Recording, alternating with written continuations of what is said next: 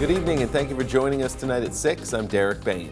Tonight we're shining a spotlight on a new state law that took effect today. It's bringing a big change for children in domestic violence related cases. 13 WREX's Bailey Bozen joins us now with more. And Bailey, break down the impact this law could have for the state. Derek, domestic violence is an issue that still plagues us, with juveniles almost always caught in the middle. In a national study on child health from the Illinois Criminal Justice Information Authority, researchers say 40% of children have been abused, neglected, or exposed to domestic violence. And that can leave a massive impact on kids as they grow, and seeing domestic violence as a kid is linked with trauma alongside decreases in educational achievements. Earlier today, officials dove deeper into the new law and its approach, sharing in order to create a system that supports survivors and their children, they have to also work to stop the behavior from starting to begin with.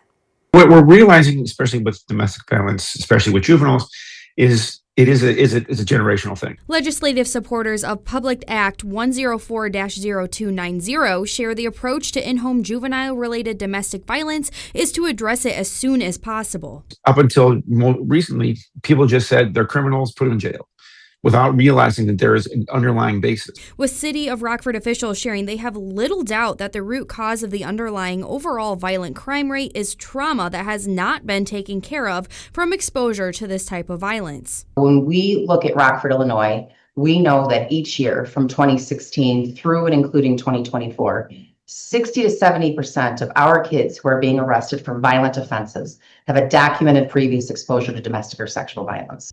Robert Simmons, head of Juvenile Justice Center at the Winnebago County State's Attorney's Office, shares many caregivers are asking for help with the law aiming to create a link between accountability and support. When we start putting kids in handcuffs, when we start putting kids in the back of squad cars, that raises a level of accountability.